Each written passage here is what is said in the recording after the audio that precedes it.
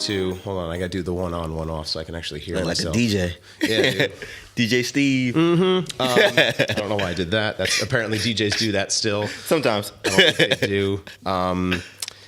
So yeah, I basically wanted to do this. I'm calling it Everything is Art, and the whole idea is to talk to creative people like yourself. So Chris, introduce yourself. What's going on, people? Can I say what's going on, people? Yeah, you can address the camera too. Hey, what's going on, camera people? Yeah, the fourth wall is broken down. Okay, cool. I'm Chris, go by Junejussle. I'm a music producer, photographer, videographer, cartoonist, and just an artist. I want to say artist. I don't like categorizing myself as like just a photographer. That's interesting. Or just hey, that's the video guy. And nah, man, I'm an artist. Yeah. I see things different. That's interesting because I definitely agree with that statement, right? I don't want to be a photographer. Yeah. I mean, it's the easiest way for you to sort of label yourself, right? Yeah. To brand but yourself. put you in a box. Sometimes it does. You're right. Because it's like, oh no, I could do more than that. And while music is not any kind of main level for me, it's as a hobby. So I wouldn't really call myself a musician. But I mean, you on a regular basis, you're making music, you're making beats, Every day. You're doing that all the time. So that's something that you could market yourself as. But if you say that, then it's like, oh wait, he's a photographer and he's a musician and he's a producer. Well, which one are you? And it's sort of like, well, I can be both, you know? Yeah. I'm an artist. I'm allowed to be both. Artist, man. You're an artist. So you put everything, it's like a mixing pot, man. You just put it all in one. Yeah. All in one, man. Art's connected. Yeah, and for a while when I would tell people, because I was trying to figure out, right, where I wanted to brand myself, and I would just say digital artist, right? Because I even sort of simplified it more because I don't really do fine art, right? You know, drawing. I mean, I do draw. I love drawing. I haven't done it nearly enough as when I used to, but it's not something I do as a profession, right? So I would say I'm a digital artist because my photography is not just traditional photography. It's not, right? man. I don't shoot film. Like I'm not into that stuff. I do composites. I do a lot of Photoshop, or sometimes I don't. But like I want to make sure people know like you're not just going to get sort of like a out of the camera shot and then like that. You could tell looking at your work, man. Like you could tell your touch ups, man. Your retouching is crazy. Thanks. Every time it's clean, man. Every time I see, I'm like, yo, man, his stuff is clean. Thanks, dude. Every time my boy, man, like, yo, Steve's stuff is clean, man. Like you would know the Steve picture when you see it. Oh, like, that's you know cool, the Steve man. picture when you see that. it. For real, man. And it's neat when that happens, right? And I could definitely say the same for a lot of your work too, because you do a lot of composite stuff too, man. Yeah. You do a lot of fantasy stuff and work in that way. So it's neat when you can say that. You can look at someone's photo and go, I know who did that. Yeah. Or I have a pretty good idea who did that. Yeah, you could tell without seeing a watermark or anything, without seeing like or actually who took it. You're like, no, I know who took that picture. You could tell by the way they edit. Yeah, so, that's cool. And that actually, so let's talk about that for a second, right? Style. Because I think that's something that everyone sort of struggles with as an artist, photographers especially. And I think now more than ever is what happens is up and coming photographers will start shooting and they don't know what to shoot. So what they do is they go online or they go on Instagram, right? about to say that. And they start looking at stuff and they go, oh, that's cool. That's cool. That's cool. And they start emulating that, and right? then now I tell people that like when you do that, you're not being yourself. Yeah. Like there's a dude named Brandon Wolf with the lights. Oh, yeah. We all know Brandon Wolf. No offense to him, but we all know him. He's a good, but sure. Let him do that. Yep. Let him edit like that. Yep. And like I seen on Instagram, you would think it's Brandon Wolf from the way the fade, the blue tint, the lights. You would think it's Brandon Wolf, and it wasn't. No. And you know what struggles with that? Presets. Yes. I would say Lightroom presets. Yes, for like, sure. There's a brand that I know that the first ones that I know is called Rook and Rover or something like that. I think it's called Rook and Rover. It's like a fade. It's like a faded. You see a lot of wedding photographers use it. Oh, it's like sure. a faded, desaturated. Yeah, that's the look now. Turn the greens to orange or brownish. Yeah. I feel like presets, man. They just ruin creativity sometimes. They do sometimes. And I think there is. So going back to that thing that you were saying, right? Everyone's trying to emulate this Brandon guy or whatever it is. Yeah. You see a lot of YouTube videos, how to edit like blah, blah, blah. And they're clearly doing that because they're like, hey, I know you want to know this and I want hits on my page. So I'm going to make a video about that, right? So I'm not going to hate on that. That by all means do that. But then what you're doing is you're kind of encouraging or you're discouraging creativity. And with that said, like, I look at photographers' work, and I'm sure the same is with you, whether it be photographers, producers, anything like that, where you look at what they're doing, you go, ooh, I really like that. I'm attracted to that. I want to try to create that, but then make it way. my own. In my own way. That brings me to the music point with Pharrell. You know Pharrell, Neptunes? Sure. Pharrell, he was like, he said he heard a beat, but he was like, I love the way he's doing that beat. When he first started, he said, I love the way he's doing that beat. I love that sound. But he said, what if I just did that same thing but put this twist on it? What if I put this twist on it? What if I just turn up the knob on this a little bit? Yes. And Kanye West said that too. He said when he was making Yeezus, he was like, that's cool. It sounds normal. But what if he just turn up the modifier just a little bit? Get that weird sound. To make it their own. Mm-hmm. Yeah. And I mean, that, especially in music and all art, emulation exists. But then it's doing your own thing to kind of create that separation. And then I see it a lot. I mean, in photography so much, right? Because that's really what I kind of spend the most amount of my time looking at and just kind of processing. And then you see sort of one style, and then you see it over and over and over and over and over and over. And then my thought is this and the part of why I bring it up is, you know, how do you break free from that? How do you discover your own style? And is it something that you can recognize or that you can kind of attempt to achieve, I guess? You know what? That's like a tough question, man. 'Cause I don't even know how I got into doing what I did for the manipulation and all that. Yeah. I don't even know how that came about. I just know that my dad, he would always tell me, he was like, June, you got to think outside the box. My dad always tell me, my dad always trying to do some wild stuff. He like, June, you got to put some clouds in the sky. You got to do this, you got to do that. So maybe that had a little thing to do with it. But how I got to that point, man, I don't even know. I just remember my first picture was books floating in the New Haven Library with Kay. Yeah. So that was my first one. Actually, no, I think my first one was with she's a photographer now. Her name is Tara. Tara. I'm not sure. She's a photographer now. She just started. She's getting real good. Yeah.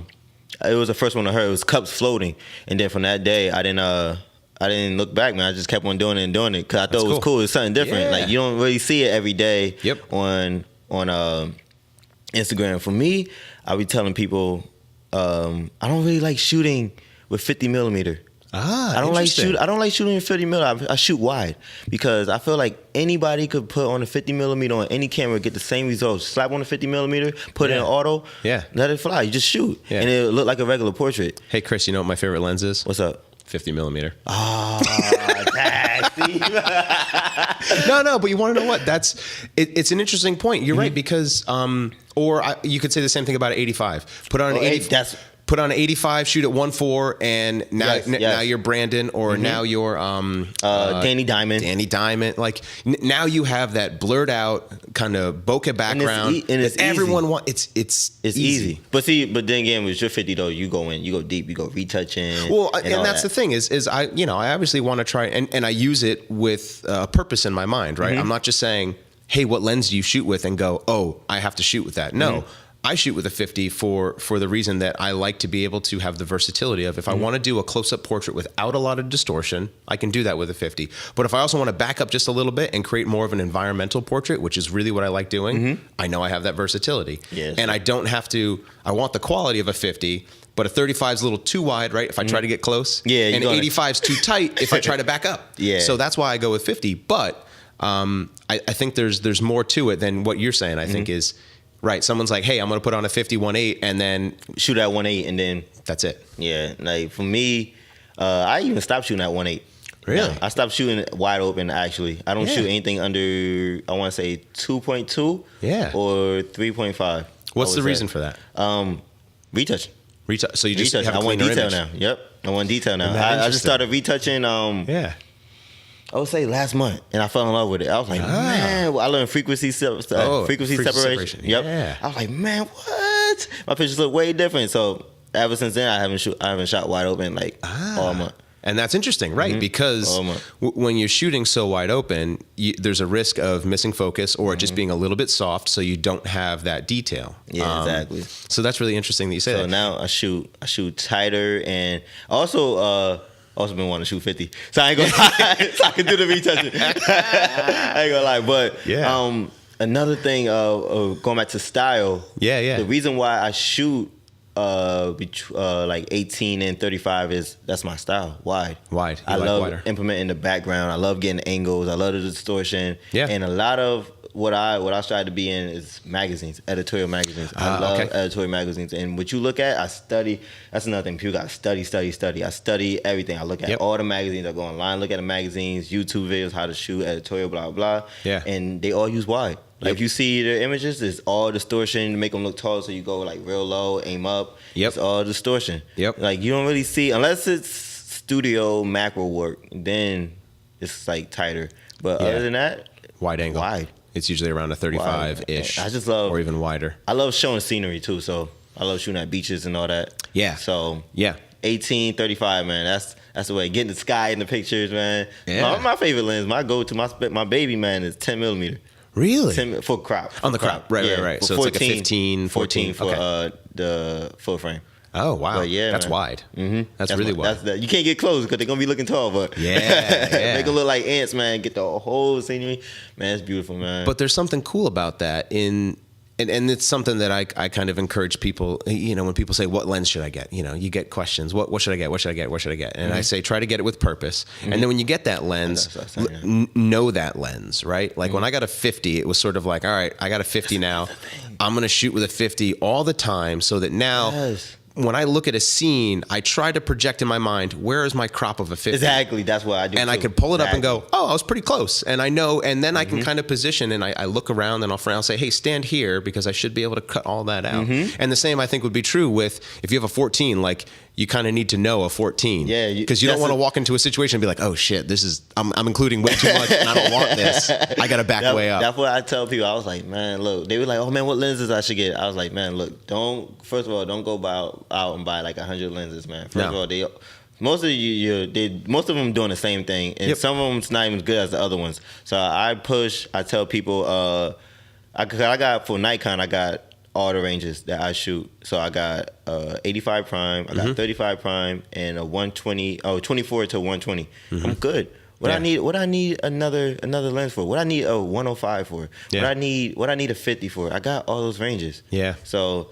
buying a whole bunch of lenses, people just go overboard, man. No, and again, if there's no reason to do it, don't do it. If you don't have a specific reason to do it, like I found myself in a situation where I've been doing more jobs where I need a faster wide angle, and I don't have one. I don't have a 35 prime, so I'm like, crap, I've had to borrow a 35 prime enough times where I realize like I should probably invest in one because I'm using it more and more with some of the work that I'm doing. It's more, documentary, commercial stuff, event coverage where I need a sort of wide angle on one, usually, 35 and 85. That's sort of the combo. Or I'll do that's a good combo. A 50 and a 135. Like those are my two go-to setups. Yeah, I feel like if you have a 35, I don't feel like you need a 35 prime, a 50 prime, an 85 prime. I don't feel like you need all three of those. I feel like you can get pretty close enough to where the 50 and the 35 would be kind of. Yeah. Just a little bit. Yeah. And the only reason why I do it is, so for example, weddings, right? When I'm shooting weddings, I'm usually shooting one way and my brother's my second shooter. Shout out to Duckman.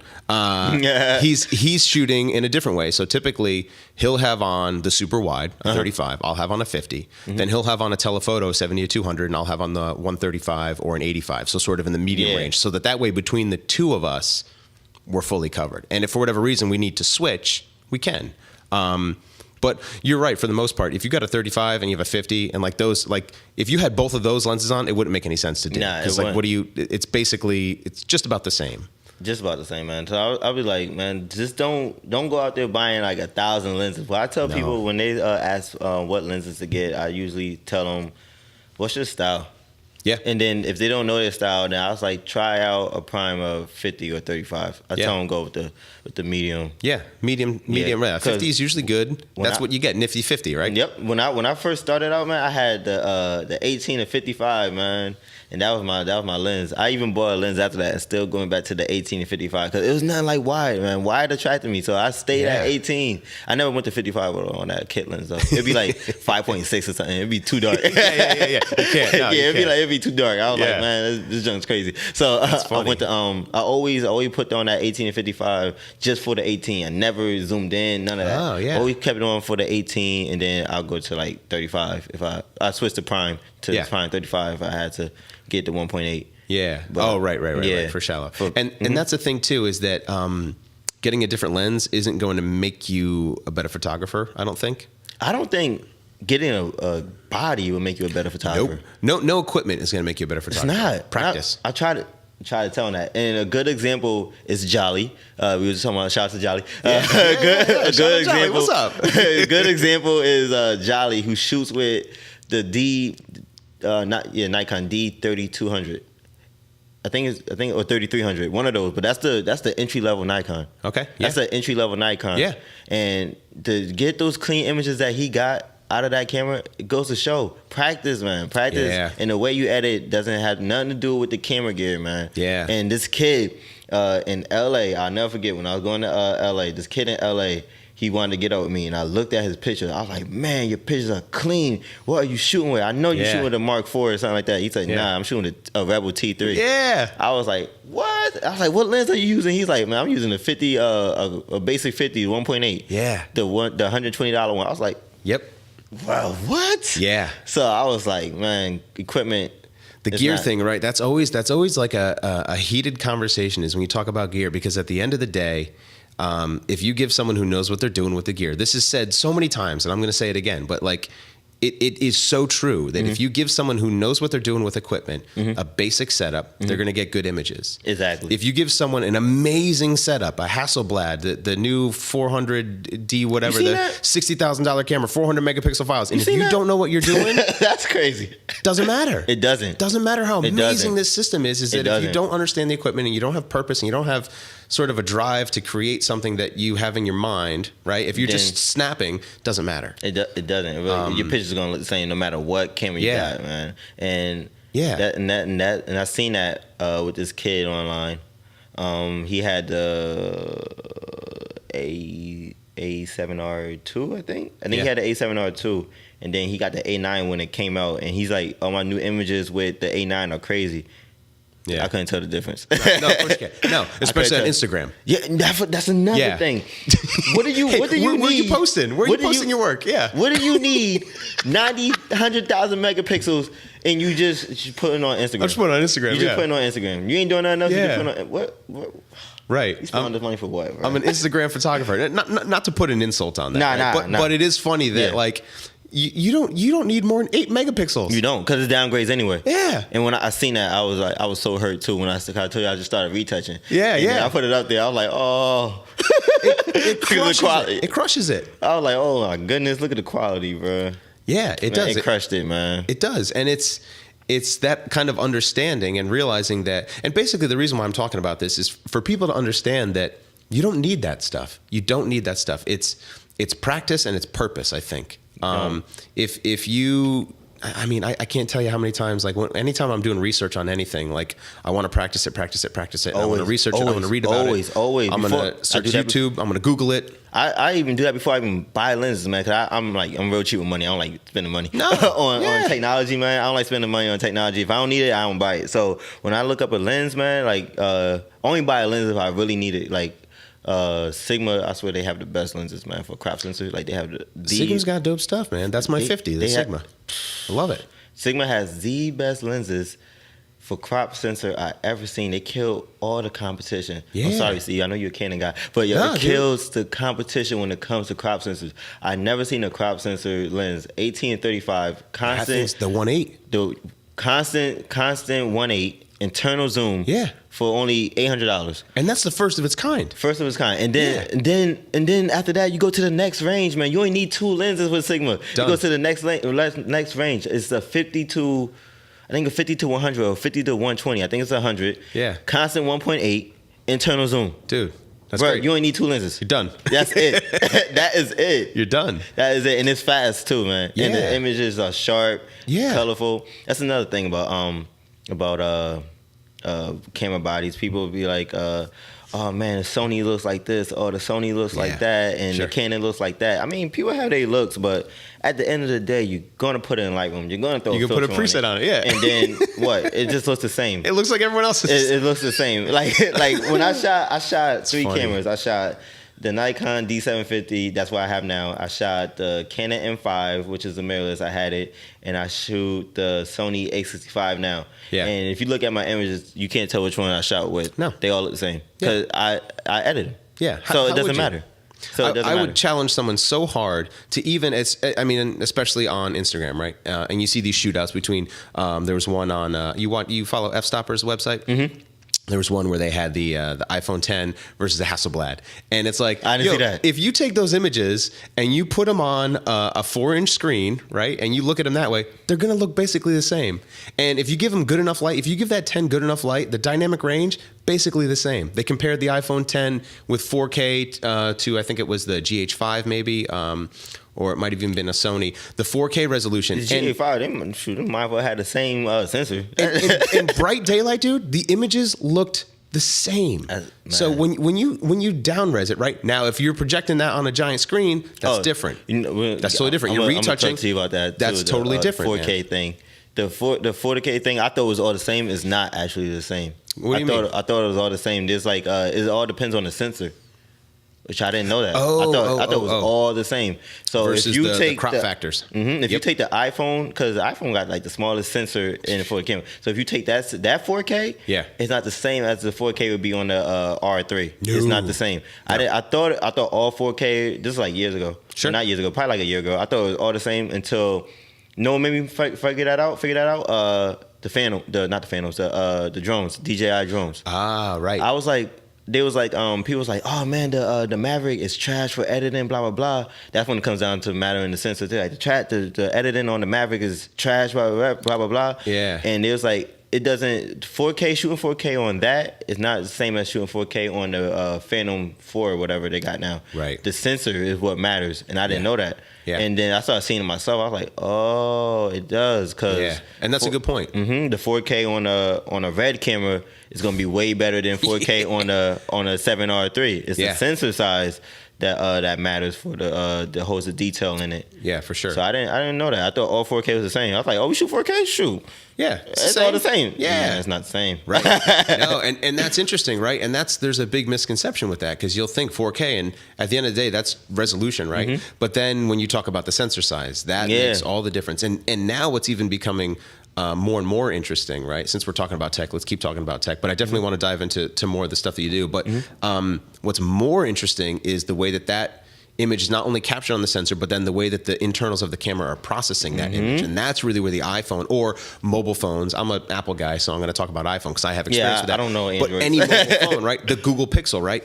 The ISP, the image signal processor, that's what makes the difference now. The computational photography is, okay, cool, I have this signal. Can I create this sort of HDR look by processing multiple images to give you this beautiful shot in the end versus, a Red doing that or a GH5 or a 5D4. The way that they all process the image is different. And that to me is what's most exciting when I think about this stuff. It gets deep because when you shoot video, man, you got to shoot raw. You can shoot raw video. You can shoot flat video. Right. You could ProRes, all that. All that, man. And it gets deep. Raw video, dude. Forget that. Raw 4K. Fuck you if you're doing that, man. I don't know if I'm going to swear on this podcast, but I just did. I might bleep that. But like, if you're doing that, you're crazy. How many hard drives do you want to have? Man, they the Canon C100s, C300, whatever it is. Yeah. Shoot raw video. His homie said he could only get 10 minutes on a hard drive or something like. I was like, oh my lord, it's stupid. It's like stupid. It's like a terabyte, man. I was like, oh man, it's crazy. Yeah. But what you could do with the raw footage of a video is wild. Awesome. It's like shooting flat, but shooting flat times 10. Yeah.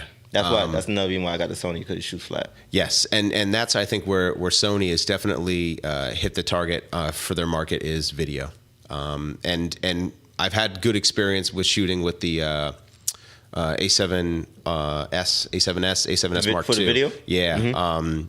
With doing wedding stuff, and compared to the 5D4, I mean it's night and day. Like the image quality that you can preserve with those flatter profiles, right? The log profiles, that makes a world of difference. I actually have to send that out. 4K is kind of weird.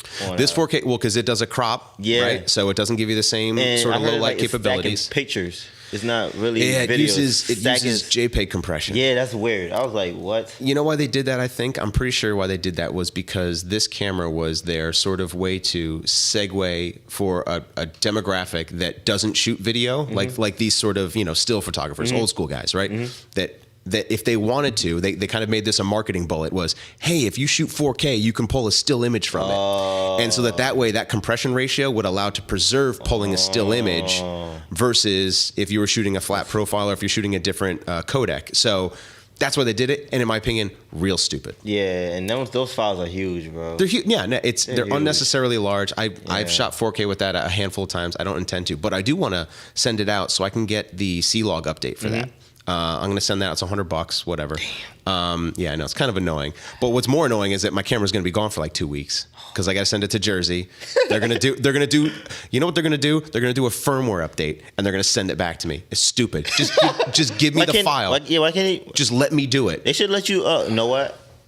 I could see why they won't let you do it here because if you do it here, somebody will probably find a way to crack it. Sure. Yeah. Right. So, and then it voids warranty and all that stuff. So I get it, man. I get it. I'll play by the rules. And you know what? At this point, like I used to do things like I used to jailbreak my phone. I don't do that shit anymore. Yeah, I don't do it no more either. No, because I want my phone to work. Yeah, I want it to work. That's why I don't do it. I always used to do that, and like on iPhone 4s and all that. I always used to jailbreak, sure. And then after a while, I said, forget it. No, it's not worth it. With the regular sounds. And I thought about doing. You heard of Magic Lantern, right? Yeah. I thought about doing that so much on not on the 4, on my Mark III, so much. But then I'm like, no, man, I need my camera to work. What does it do? Just give you zebra? Oh, that's my timer. I gotta check the. It gives you. Oh no, it gives you a whole bunch of stuff. Hold on, this is very unprofessional of me. I'm so sorry. No, that's cool. But we'll stop and start that in a second. But no, basically what it's going to do is it's going to give you, focus peaking, zebras. It'll give you different frame rates. It gives you different audio controls. No, because the Canons don't include any of those video settings. So Magic Lantern gives you all of that. It gives you all kinds of different time lapse features. Like there's a lot of stuff that it does, and it's annoying that Canon doesn't give you that. But that's where Sony comes in. And the fact that you get to that is like I'll be talking to my boy Pat about this all the time. I feel like you're talking Matted Vision, right? Yeah, Matted Vision. And what's funny, sorry, I want to side note. I keep thinking his name's Matt because it's Matted Vision, but it's not. It's Pat. Yeah, it's Pat. Anyway, my boy Pat too. Sorry, Pat. Yeah. But yeah, I talked to him. Me and him go back and forth about Canon, Sony, and Nikon like every day. Like every time we talk, we go back and forth. He's about a Canon guy, right? Yeah, he's a Canon guy, man. Can't get my Canon, but he had Nikon too. I ain't gonna tell nobody. But we go back and forth all the time, man. I feel like Canon. No offense to Apple, man. You know I love Apple. Yeah, I feel like Canon's Apple. And Sony is Android. One, because Sony puts out cameras like Android puts out phones like every day. And Canon takes their time. Yeah. And they're like Apple, but they get it right. Yes. Nikon and Canon are Apple. Nikon and Canon are Apple. They get it right. They take their time. They see what Sony is doing, and they do it too. But it comes out way before, and it's not new anymore. Like Apple does, it's not new anymore. But at least they get it right. Yeah. But see, another thing is about Canon is like Apple. You pay a lot for something, but you're paying a lot for that name. Yeah. And it's guaranteed to work. It's guaranteed to work. And for Sony, you get way more customization on the Sony. You get way more like an Android customization. You could change up everything. Sony, you could change up everything. You get a lot more customization. But it's not a workhorse like that Apple phone. Right. It's not guaranteed. Customer service too. It's not guaranteed like that Apple phone. So I compare Apple to Apple with Canon and Nikon. Yeah. And then Android with Sony. They pump out phones they pump out cameras like crazy. No, they're not the best phones. I mean, not the best cameras in the world. And I mean, overheating and and crappy battery life. Yeah, all that. So just kind of picking up where we were talking. I had to do the camera thing. I've heard Canon being compared to Microsoft, because they're the giant in the industry. Because Canon, I think I compared them to that too, has market share, right? Mm-hmm. Nikon's the smaller guy, kind of like Apple. Although Apple right now is a giant in the phone world, but if you think about the computer world, right? Yeah. Canon is like your Microsoft, right? They can take their time. Everywhere. They dominate. They're everywhere. Everyone shoots Canon, right? Yeah. Nikon's more like the little guy, like Apple, and then Sony is going to be more like your Android. So no, it's interesting when you think about that because there's definitely a strategy to say, hey. Because for the longest time, people have been coming out with mirrorless. Mirrorless is the future of photography. It's the future of cameras. And Canon's been dragging their feet, or another thing. I don't mean to cut you off. Go ahead. Yeah. Or have they been dragging their feet, or have they been strategically planning to say, yeah, you know what, all that mirrorless stuff that Sony's been doing, real cute. We're about to blow shit out the water with whatever they're coming out with. Who knows? I mean, it's been a while. They've lost some market share a little bit, but they still dominate. Another thing, man, about Canon. I'm glad you brought that up. About, another thing about Canon, man, it's just like I be telling Pat, I was like, Canon's the workhorse, man. It's the Apple, but for what you pay for it, it's like Apple. For what you pay for it, you could go to the Android and get that and more for less money. Yeah. So which is the Sony. Yeah. I'm saying, like, I mean, for overall, I know Pat, he always give me, oh man, but I don't shoot video, blah blah blah. But man, for camera overall, Canon is giving you less amount of features. You can go somewhere else for more money. They still put in 1080p in their cameras that they're coming out with today. In 2018, you still put in 1080p, 60 frames per second for shooting video, while Sony's over here giving you 4K, 30 frames per second, with less, and it costs just about, not probably less than what Canon is charging you.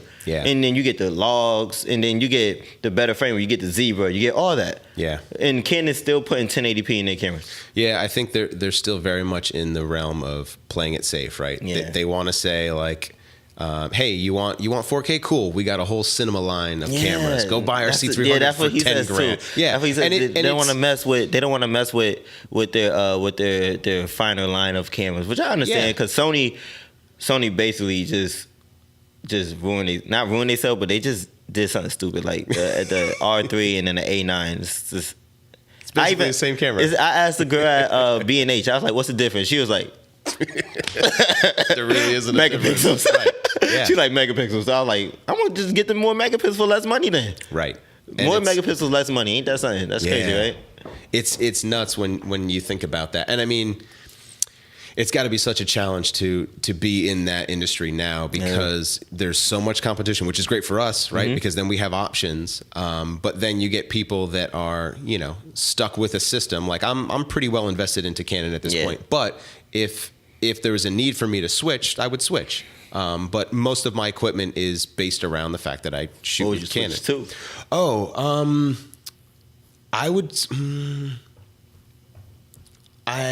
I'm very hesitant to say I would switch to Sony. If I were to switch to something, I would try to switch more into a medium format realm. I would say that too. I would potentially consider Pentax. Pentax? Pentax. Nice. I would say that too. So more in a medium format, and part of the reason for going to medium format is overall detail, overall quality, overall dynamic range. Now, I wouldn't use medium format to shoot a wedding. Yeah, that would be crazy. I just wouldn't do that. Imagine that. You go out for a photo meet to casually take some pictures of your family at a party or something like that. It's like, I'm not going to break out medium format, but doing more studio work, doing more product work, that kind of stuff, just for detail. But it would be difficult I would be hard pressed to really find a reason to switch to a different system, especially given the fact that for the most part, all these cameras now are basically doing the same stuff. There are those little things. There are those little things, right? And for someone that shoots video primarily, I would definitely say get a Sony. And if someone says, "Hey, I'm shooting video, what should I get?" I'm not gonna tell them Canon. I would say Sony. I tell them don't get a Canon, get a Sony. Get a Sony or get a Panasonic, because they're geared more towards video. Sure, they can shoot stills. Now, if you're more of a stills guy, I would say get a Canon or a Nikon, and they can do video. So there's reasons to get that stuff, and it's kind of all the same with all of the technology, is that you should have a reason for getting that and not just to get it. I don't know.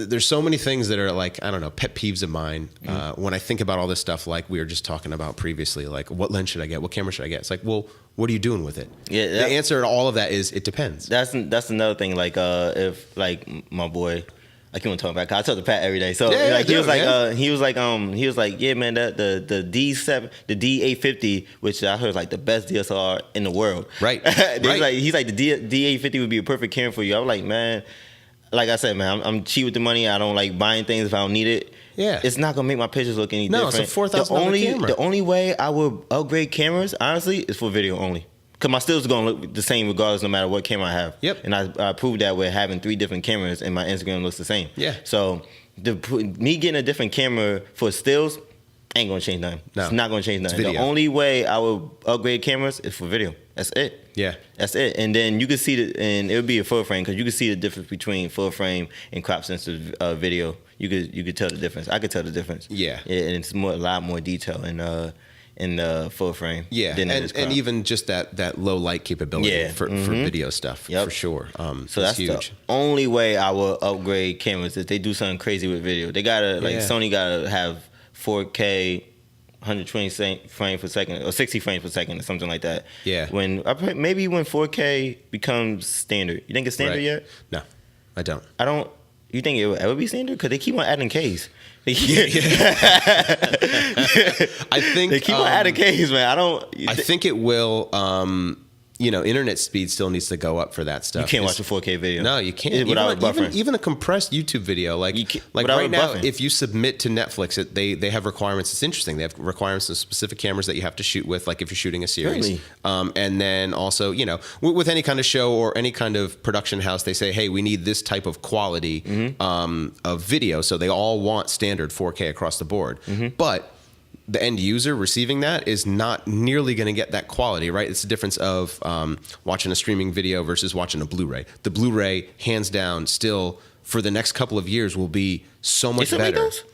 Blu-ray movies? Oh, yeah. I think that's more of a standard now. I mean, DVDs still exist. They do? But I think DVDs exist. Dude, Wait, they do. Redbox. I haven't bought a DVD in 10 years. I don't even know. Yeah, Redbox, you could watch DVDs. You get DVDs, but I think you can get Blu-rays from there too. Because I have friends of mine that buy Blu-rays. Like when a new movie comes out, they buy a Blu-ray because they want because they spend a lot of money on their TV. They have this nice 4K display and the dynamic range is preserved, right? Those blacks, you don't see those little artifacts of the black, little pixelation. I hate that shit. I hate that. But at this point, to your question, is it going to be standard? Not for a while, I don't think. I'm still stuck on that Blu-ray stuff, man. I'm like, when is the last time I seen a Blu-ray DVD? Yeah. Maybe. I stream, man. Yeah, everybody streams. Hulu, Netflix. Yeah, everybody iTunes. streams. That's the future. Yeah. That's the future, man. Streaming. Yeah, I think. And cable companies hate that. Yeah, I think DVDs. I think maybe it might come back like vinyls are starting to come back. Like everything's starting to come back. Maybe it'll come back. Yeah, right. Laserdiscs coming back. I mean, Eminem put his album on a cassette. So maybe, did he? Yeah, oh, that's kind of cool. Yeah, but who's gonna play that? No one's gonna be able to play that. I seen 21 Savage on a cassette at Urban Outfitters. So that's cool. Maybe I don't know.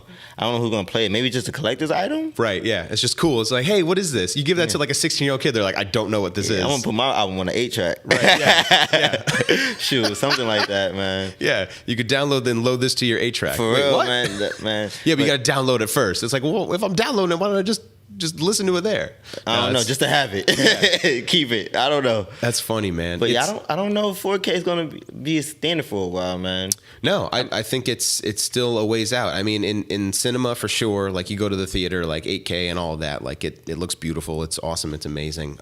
Even I've been watching. Yeah, so they'll shoot it in 8K. I mean, it kind of goes down in resolution. I don't know exactly how they project it. I don't know if they have 8K projectors, but I'm pretty sure they're at least projecting it in 4K. No, it's crazy.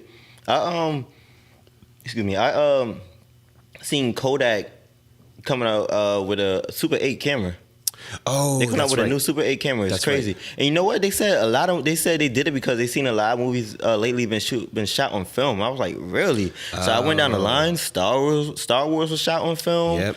I don't know, a whole bunch of movies. Was it the Hateful Eight? Something. I think that was what's his name? Tarantino. Yeah. 70 millimeter. They shot it on film. I was like, what? Yeah. So and that kind of goes to, I think, you got a film camera with you today, right? Man, you know what? That brought me back to life, man.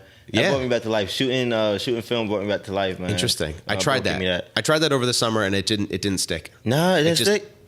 Nope. No, it sticks. That sticks with me more than shooting digital. Honestly. And I understand it. I have sort of mixed feelings, or not mixed feelings, but I have very specific feelings about shooting film. And in my mind, my immediate thought is, well, why would you do that if you could just shoot digital? But I do understand the connection to the art, right? Going back to what this is, everything is art. Mm-hmm. Shooting film feels more like actually an art shooting. form. It's a process. Mm-hmm. And You take your time. Yes, Slow down. slows down, You yes. think about it. And too many people, right? When I think about going to a photo meet and there's a girl there and then there's 9 guys around just going click, click, click, click, click, click, click, click, click, click. And I sit and I think to myself, I'm like, did you think about any of those pictures? I mean, maybe they did some focus and recompose, but that's about it. That's about Because you it, don't man. have time to sit and say, hey, here's what I want you to do. Mm-hmm. Move that hand there, get there. Too many times, it slows and I'm you guilty down. of it too, is I will sit and say, hey, just start moving and I'm going to shoot. Yeah. No, versus the intention of saying, hey, I want you to get into a pose. Once you're there, I'm going to take 1 picture, maybe 2, just to make sure it's in good, solid focus. Cool, next pose. Yeah.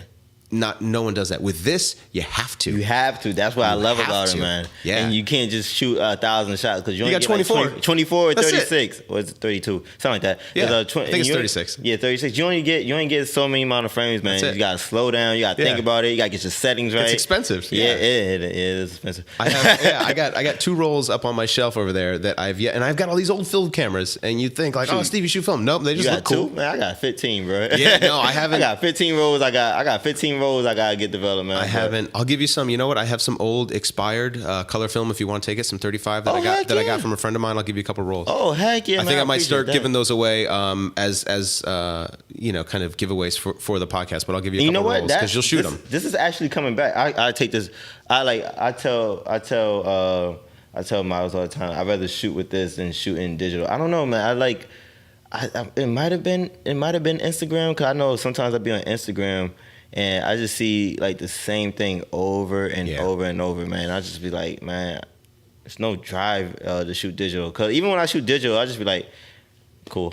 And then I would shoot with this, and I was like, all right, cool. Now I get to think about the shot. Get invigorated with that, or just re-inspired to kind of create. Yeah, and exactly, and you don't know what you got until you go get developed. No. So that could be a curse too. But that's the anticipation of like shooting film, and you don't know what it is until you're gonna go get it. Yeah. So that's I definitely get that. I mean, I'm still very much, like I was saying, I think of myself as a digital artist, even when I'm making music, and I want to talk about music in a second, but even when I'm making music, like I'm digital, and I have friends of mine that are like, nah, man, you got to play through a tube amp, I got to play through a tube pedal. See, that's like, different. all of that stuff, right? That's so different. in my mind, like I am very much all around just digital. I love digital. And so what I've said to people is when they make the argument, not the argument, but the discussion, right, of film over digital, I say, well, turn off the LCD, put in a 1 gig card so you can only get 12 pictures. You know what? Wait a week to process. You gotta not even process, straight out of camera.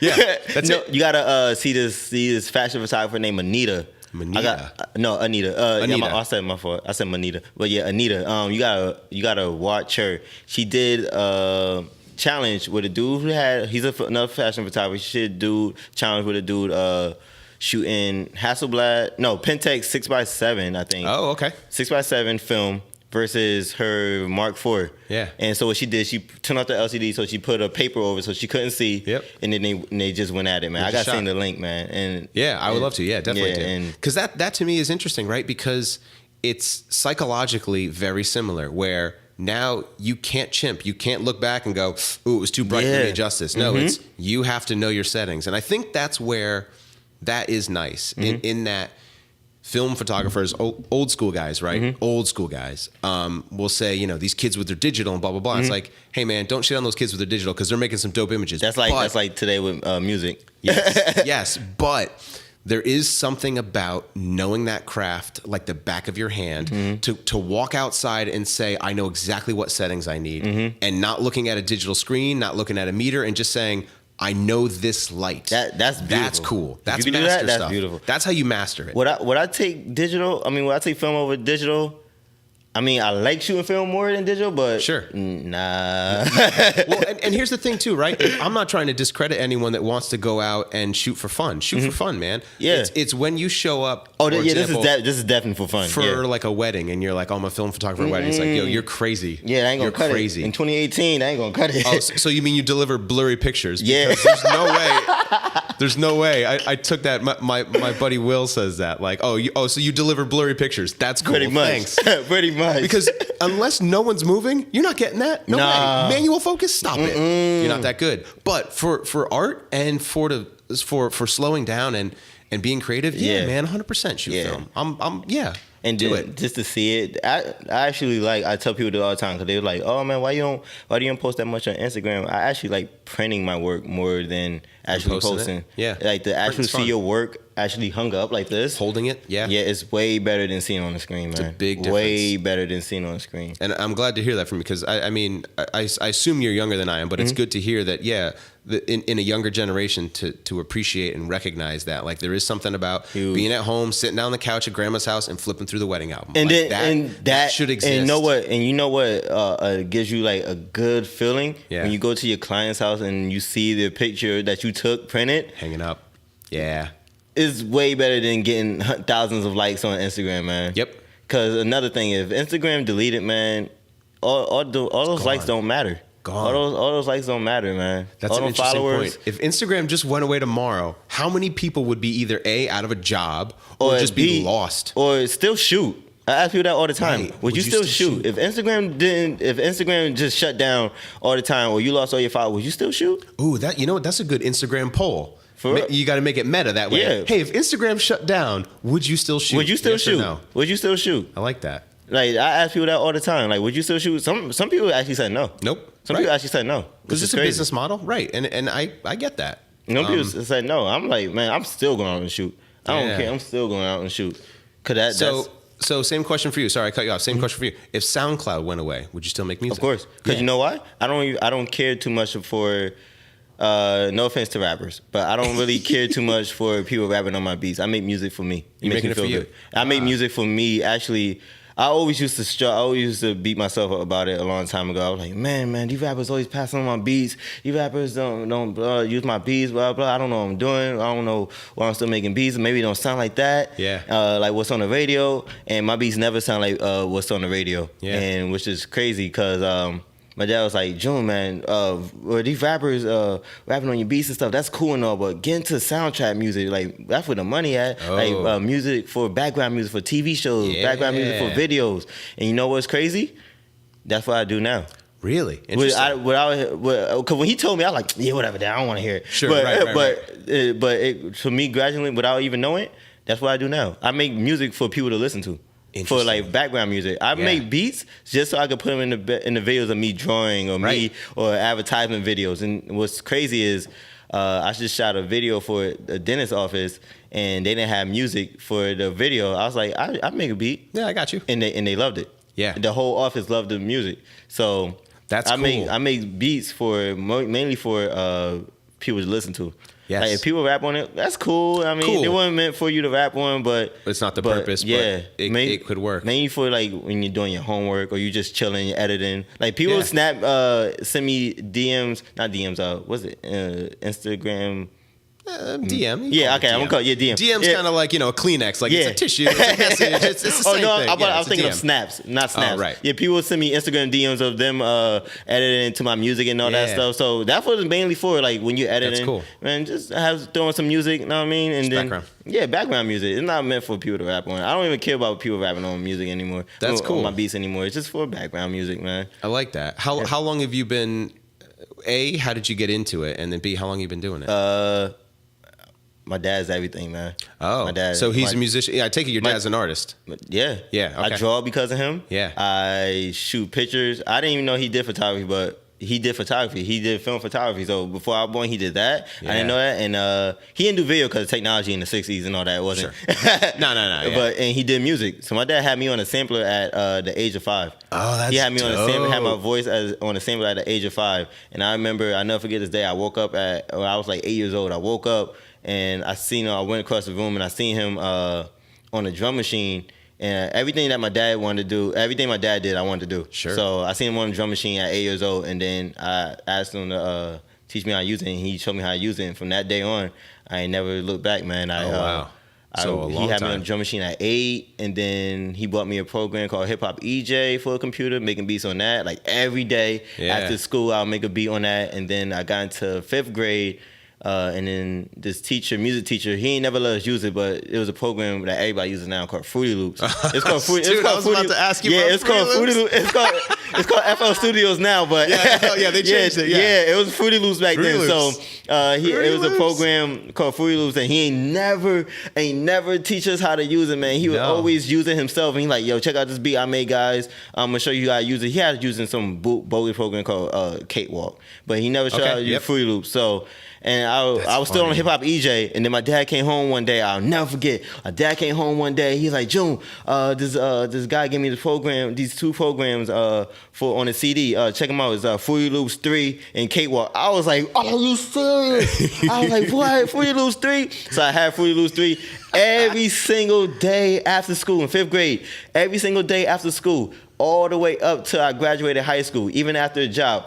Every single day I came home, made a beat. Yeah. Every single day. Never stop. Every single day, man. I ain't had no friends. None of that, man. And that's an interesting point, too, right? You say you didn't have any friends. I mean, I'm sure you had friends, but I get what you're saying. Like, I never went out. Like, clubbing wasn't my thing, man. Partying wasn't my thing. To being an artist. Yep. Always, man. And every single day, man, I would get up, go make a beat, man. In high school, I'd get out of school, and I would make a beat for 15 minutes before I go to work, and then get out at 9 o'clock at night, come home at 10 o'clock, make a beat till like 12 o'clock at night, wake up. I actually wake up an hour early so I can continue working on that beat to go for school. Cause my boy Fred, I always try to finish the beat so I can have my boy Fred, listen to the beat in the morning before school. And Fred, to this day, is still one of my best friends from high school. We've been friends for probably like 10 years now, and he helps me pick out the tracks for my instrumental EPs. That's awesome. So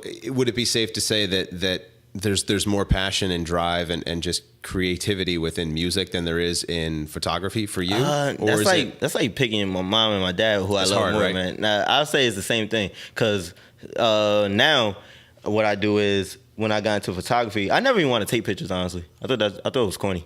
I thought taking pictures was corny. Just video? I actually got a camera. I was working 2 jobs, but I didn't have time to use the camera. So I got the camera. It was the D31. Yep. I got the camera. I always wanted to go against the grain, so I didn't get a Canon. Right. I didn't get a Canon, so I got a Nikon. Yeah. And I had a D31.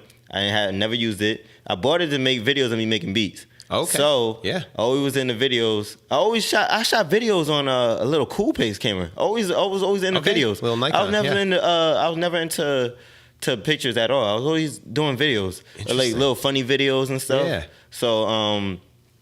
So I had the Cool Pace, blah blah blah. I quit the job aspect, and then I started. So I have some little free time to do my videos of me making beats, because I worked overnight now. So. How I got into photography was the 18 to 50 was too dark for indoor. Yep. Too dark for indoor video. So went to Best Buy. At the time, my boy Fred was taking pictures. He was just learning. He went to school for it. So he know the basics of shutter speed, aperture, and ISO and white balance. So he really didn't know that much at that time. Okay. So I went to Best Buy to get a 35 millimeter because I needed a good lens for indoors. So I researched, got a 35, and the dude came up to me. He was like, "Hey, you take pictures?" I was like, "Nah, man, I just do videos." It's just corny. Yeah, for real. I was like, "Man, it's corny." I just do videos. I can't know about no focal points and none of that. I'm like, "Man, I just do videos." And he's like, "But my boy does pictures though." He's like, "Oh yeah, what he edit with?" I said Photoshop, and he's like, "Oh cool. Tell him to get this program called Lightroom, man. It's way easier to edit pictures in." Yeah. So. I hope the cops don't come looking for me, but I torrented Lightroom. You borrowed it. Okay, I borrowed Lightroom. You're still borrowing. You know what I mean? I'll pay for it if I like it. I mean, I had to get a little test run. I've been testing run for some years now. Sure. So I borrowed Lightroom and I gave it to my boy Fred, and I put it on my Mac, and I started editing the pictures that he took of me. I was like, wait a minute.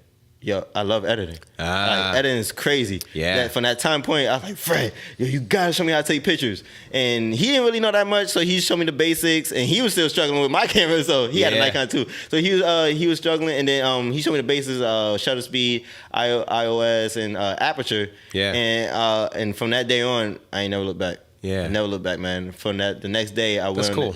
You know Eli. Next day, I went on a photo shoot with Eli. Yeah. So, and we shot this girl named Allison. And Never looked back, man. And then you just kept going from there. I never stopped taking pictures from that day. Never stopped. Every day I went out, even if it was of a light. I just went out and took pictures trying to figure out different angles and lighting. Practice, man. Never, never stopped taking pictures from that day. Yeah. And shoot videos. I think that's. It sounds like that's what you've had drive with, right? And I think that's something that's definitely worth sharing for those that are listening. Is that like you've clearly dedicated your time, right? You said you didn't have any friends. Like you need to put in that time to do that stuff, and the only way to get better. Don't buy a lens, don't buy a body, don't buy this, don't buy that. No, take what you have, practice. If all you have is Fruity Loops, if all you have is FL3, that's what you use. That's what you all use. you use, man. You know, you don't need Logic. You don't need, I don't know. What's the other one? Pro Tools. Pro Tools. You don't need Logic, Pro Tools with all these plugins, man. All these plugins. Man, no, just use what you got. Take the basics. You know what I love playing with? I love playing with GarageBand on the iPad. Yeah, that's my favorite thing to play with. I seen that actually. I was like, oh my goodness, GarageBand stepped their game up. Dude, they stepped it up hard. It is dope. I was like, man, on the iPad though. I don't know how it looks on the phone. On the phone, it kind of sucks. It's small, right? It's good. It's just too small. Yeah, I seen it. On the iPad's awesome. My dude had the iPad Pro, and I was like, I actually want one of those, man, because I didn't know they had Illustrator and Photoshop for that. Dude, it's awesome. I was like, oh my goodness, you could draw with this stuff. It's a cool. Dude, it's a dope tool. That pen. Yeah. Does that work on the phones? No. Oh, really? No. It's iPad Pro only. Really? It's because the screen. It's a pressure sensitive, touch sensitive, or pressure sensitive screen. Yeah. Oh, so it doesn't even work on older iPads. Nope. iPad Pro only. Wow. Yeah, they built in this sort of pressure level technology. Yeah. Wow. Yeah, and I'm sure they did that intentionally because they're like, hey, you want to draw? Cool. Yeah. You got to buy this iPad. That's the one you got to buy. Oh shoot! But yeah, it can handle it. You get that pen, you could do it on anything. Nope. No, just on the Pros. Yeah. But so is the pen pressure? It has So it connects with Bluetooth, and it basically has in the tip right. There's a tiny amount like of Wacom. I'll show it to you when we're done. Oh, you got one? Yeah. Oh, cool. And it has this pressure. Oh yeah, dude, you're gonna love it. It has this sensitivity that like if you draw real light, it's real light, and then you start getting down on it, and it gets thicker and harder. Oh shoot, man, it's dope. That's crazy. It's dope. You're gonna want one. You're gonna want one. Yeah. Sorry about that. Don't show me. I'll probably want one. See, and it goes back to the point, right? Still use a pen and paper, man. Yeah, man. It's not gonna make you better if you use this device, right? But if you have a skill set and an understanding, it's awesome. Another thing, Photoshop. My dad had me on Photoshop. My dad is everything, man. My dad had me. I love my mom too. I love both. Yeah, I love both. No offense to mom. Yeah, no offense to mom. Mom's cool. My mom is also a big contributor on my music thing because I remember my mom helped me buy my first CD, and without my mom, she was always helping me buying music CDs, the clean version, of course. She always helped me buy music CDs, and those type of music CDs, I would listen to. It would help me find, because this wasn't before LimeWire and all that. Remember LimeWire? Oh yeah. Yeah, this was before LimeWire. Yeah. So I had to buy CDs, and with those CDs, I would read the books, and I would see what samples that they used for the songs. So that's before I knew about Wikipedia and all that for the samples. So my mom also actually helped me figure out what samples were used in songs. That's cool. And that's why I sample so much now today, because basically my mom and my dad had me on the samples. And what's crazy is I look up to Kanye West a lot. Yeah. Kanye West a lot. And it really brought tears to my eyes, because what he was saying in his interview before he got big, it was exactly what I was going through and exactly what I did. He was like, he's actually an artist too. He draws. Yeah. Oh, and he won a competition. He's a fine artist. Oh, word. Yeah, and he won a competition. Everything is art, man. It's all connected. Yep, and then he said he wanted to make computer games. No, I think music for computer games, or he was drawing for computer games or something like that, or video games or something like that. And he got into music, and there was like he was like making beats, and he was like, man, what he hear on the radio, he was like, man, why my beats don't sound like that? Why my beats don't sound like what you hear on TV? Yeah. And I always feel like that. Like my mom would have 106 in Park playing in the background. I'm like, man, why my beats don't sound like that? Why my beats don't sound what's on the radio? And that's a good thing. Yeah. When you're coming up, you want your stuff to sound like somebody else so you can get on. Right. But not knowing that you already have originality. You got your own style. So he got into sampling, and he didn't know he was sampling. And then the dude that told him, he like, man, the style of music that you make is called sampling. And he's like, what? He didn't know that. Right. What's that? And I sample a lot. So that's the thing, man. Me and Kanye got kind of similarities, but the artists and that's cool. Drawing and music and our stuff sounding so different. Cause now people know. Now people come to me, it's like, man, that beat sound I heard on P&B Rock sounds like something that you would make. And they know my sound, they know when I break, they know when my snare is gonna hit, and people send me tracks. Man, that's love. I love when people do that. They just like, man, it sounds like you would made this right here. It sounds like something that you would made. My boy Fred does that all the time, man. That's cool. Yeah, it sounds like Fred's definitely been a positive influence Fred, in your life. Shout out to Fred. Yeah, shout out to Fred, man. Shout out my boy Fred, man. That's my dog, man. Fred always had more courage in me than I had in myself, man. But that's why, I mean, you need people like that. I mean, surrounding yourself with people like that are what's going to help support you, even if it's just on an internal level to say, hey, Fred, check this out. And Fred's like, yeah, dude, that's cool. Or, hey, man, I like that, but maybe try this. Or hey, what about if it was that's like another this? Thing. You can't have no yes man around you, man. Because if you put out something, or if you put out a picture or a video or a song, and they always say, oh, man, that's great. And it's corny, right? You're gonna continue making that corny music thinking it's hot, and continue taking the pictures that you take and you think it's hot because your friends are telling you it's hot and it's lit, it's fire. You're a savage, clean, all that stuff. The fire emojis, it's like, man, nah. It's like, all right, cool, thank you, I appreciate the support, but it's not necessarily challenging you as an artist, and you're gonna keep on doing it. And what somebody said, I think a lot of people said this, like you learn from failure, and that's a big thing, man, not having, like, yes men tell you something's always hot. You got to have... My friend Candy, she also another one I send pictures from. I'm like, King, which one you think is better? And she tells me which one she thinks is better and not. She's honest. And if she don't like either one of them, she'll let me know. And I'm like, thanks for letting me know. Even if you don't want to hear that. You know what I mean? You gotta listen to it. You need it to grow, and that's why I think doing things like critiques, and that's something else that I even thought about doing within this show. Not to sit and say that I'm some sort of gift to critiquing, but I get people that send me stuff and ask me, "What are your thoughts on this?" And it's like, okay, well, here are my thoughts on that. But I think it's more in sort of a kind of global setting. If you submit your work to a place to critique it by multiple people, I think that can be beneficial, because when I was in school, that's what we had to do. We would do our project, right? And we'd put it up on the wall with everyone else's project. That's nuts. And you would see everyone else's interpretation, and you immediately would go, oh shit, that's way better than mine. Yeah. Like, oh, why didn't I think of that? Like, that's so good. Real. And we would go through the whole class, and you would go through and the whole class would critique your work. Like, you'd spend over an hour and you go, okay, cool, let's talk about this. What do you like? What don't you like? And not just what do you like, what don't you like? What do you like and why do you like it? Yeah. What don't you like and why don't you like it? Yeah. To really break down more in saying, hey, I don't like these colors because of this, or I don't like that font choice because of this. And it helps you. It really does help you grow and progress. Yeah, even if you don't want to hear it. Yeah. But sometimes there'd be like some negative people who find like little things and. Oh, sure. Yeah. Well, there's I'm trolls. Like, all right, man, calm yeah, down. there's trolls. Yeah, I'm like, calm down. It ain't that serious. Right, relax. For real, just calm down. Another thing about critiquing, I told you I like printing more than Instagram. When I shoot now for magazine publications. Honestly. Okay.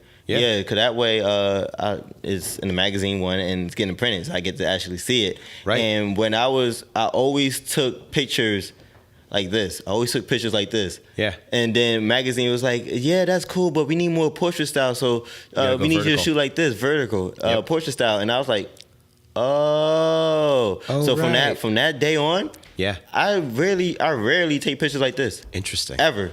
Like, it's hard for me to even take pictures like this now. Yeah. Cause I forget. I was like, oh man, I come home from a photo shoot, I probably either sometimes have none like this horizontal, or I have one or two. All my pictures are vertical because from that very first magazine that told me that denied me, it stuck with me. They said your pictures are great, but it's too many vertical pictures. Right. I mean, horizontal pictures. It's too many horizontal pictures. We need vertical. Because the magazine is published I was like, vertically. What? No different than video, right? So, vertical video doesn't make any sense. Horizontal video is what makes sense. Exactly. That's the format. From that day on, I never I never stopped. I mean, I never took another horizontal picture again, which is crazy. And see, you want to know what's interesting about that? Going back to what we were talking about, people emulating other people's style. And if someone didn't know that about you, right, they would just say, oh, Chris or June shoots vertical, so I'm going to shoot vertical. It's like, well, no, he's doing that for a reason. He's doing that because he wants to have a publication that is vertical,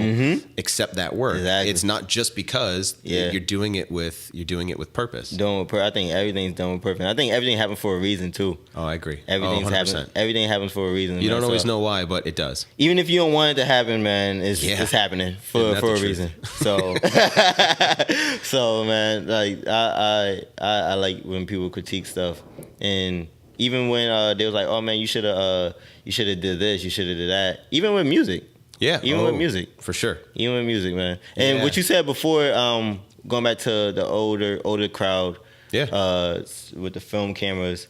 Like even music producers and stuff. Man, even with the older heads, man, they were like, "Oh, this new yik yak music, man." I feel like it's a time and place for everything. Sometimes you want to hear lyrics, sometimes you just want to have fun. Yep. I mean, there's times where, I mean, I'm driving in the car and I want to hear just a whole bunch of bass. So I don't want to hear lyrics. I don't want to think about anything right now. I just want to drive. Right, you don't want to process it. You just want to get down with a groove or something like that. Yeah, sometimes you want to hear some Drake. Sometimes you want to cry and listen to some Drake. Sometimes you want to, you know what I mean, go have a party in your car or something. Yeah. You know? Yeah, so dude. It's a time and place for everything. I agree. So on that, let's go. We're going to go in the studio. I'm going to take some pictures of you. So that's sort of this gimmick. Not gimmick. It's part of like the process. I feel like I sit down, I chat with someone, and then we go take some pictures. And then what I'm also going to do is we're going to record. I'm just going to set up a mic and we're just going to record, and I'm going to kind of talk about what I'm doing, and I'm going to set up just an iPhone video to capture that stuff. So it's sort of like behind the scenes a little bit more. So where can people find you? Where can people find your stuff? Everything's Junejussle. Instagram is Junejussle. SoundCloud is Junejussle. Junejussleweb.com. All that. Junejusle.